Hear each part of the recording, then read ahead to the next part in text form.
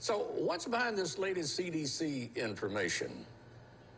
Well, I want to read a statement by the CDC and FDA leadership. It states, today's action demonstrates the robustness of our safety surveillance systems and our commitment to ensuring that science and data guide our actions. I mean, this revision of this emergency use authorization that was issued before, it is basically a demonstration of their commitment to safety.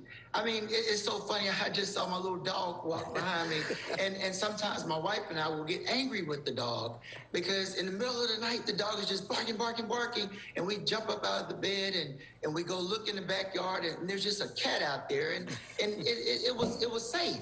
But we don't get angry with the dog because we understand that the dog, like the FDA or the CDC, these organizations, they're trying to keep us safe, and they're letting us know that we need to be on the lookout. We need to be aware, and we're following the science and data.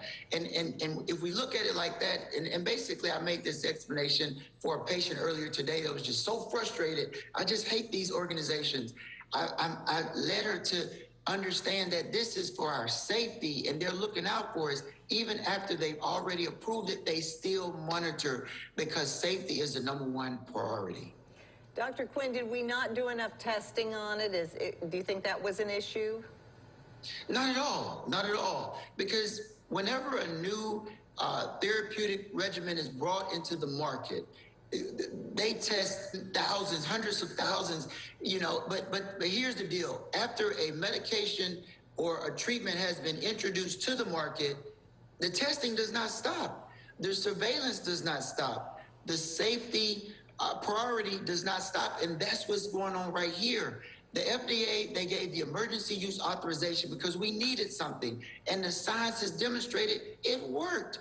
As soon as people started getting vaccinated, the death rates went down, the hospitalizations went down, but they still continue to monitor, and what they determined at this point is the messenger RNA vaccines, such as the Pfizer and the Moderna, are safer than the Johnson & Johnson. So what they're telling us is still get vaccinated, but if you have a choice, choose a safer option. So they're just giving us the best case scenario, and this is really a demonstration of their commitment to safety, and this is actually a good thing that's reassuring.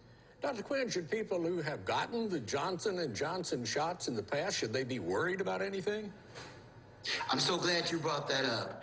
The data is overwhelmingly demonstrating that the individuals that were affected the most were younger ladies, less than 50 years of age. And some of the science is crediting that maybe they have a higher estrogen level, which is associated with a higher probability of forming these blood clots.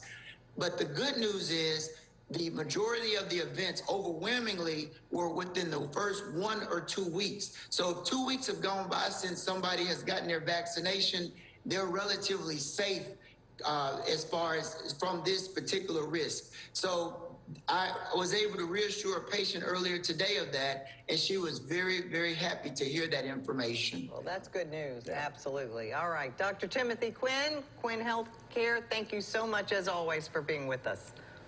Hey, thank you for having me.